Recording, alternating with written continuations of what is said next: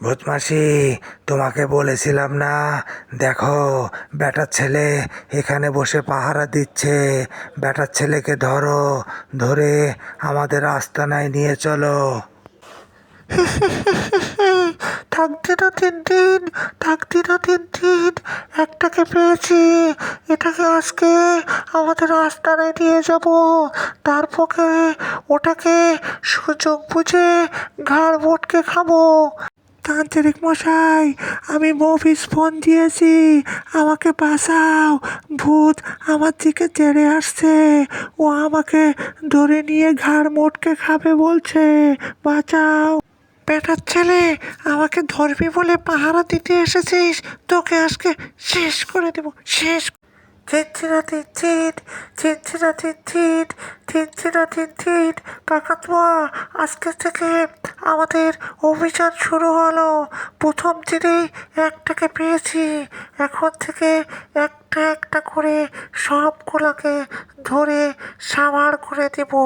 তারপরে এই গ্রাম আমাদের, বুঝলি কাকাতুয়া?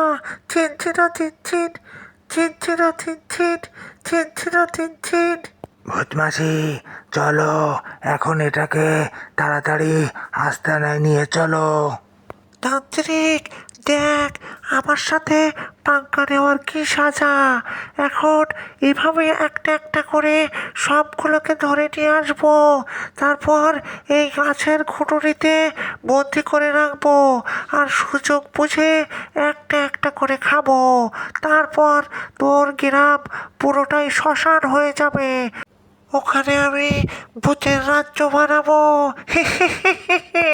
ভূতমাসি, দেখো, বেটার ছেলে জেগে উঠেছে। ওকে ধরো, ধরে গাছের খুঁটুরিতে ঢোকাও। বেটার ছেলে, কি মনে করেছিস পালাবি? তারা তোর দেখাচ্ছি মজা। ঢিসুম ঢিসুম। বেটার ছেলে, কি মনে করেছিলি পালাবি না? এখন দেখ মজা। কাকাতুয়া, চল এটাকে ওই গাছের কুঠুরিতে ঢুকিয়ে রাখি। কাল সকালে এটার সাবার করে দেব। ঘাড় মোটকে এটাকে সকালের নাস্তা বানাবো। চল এখন এটাকে ঢুকিয়ে পরের শিকারটায় বেরিয়ে পড়ি।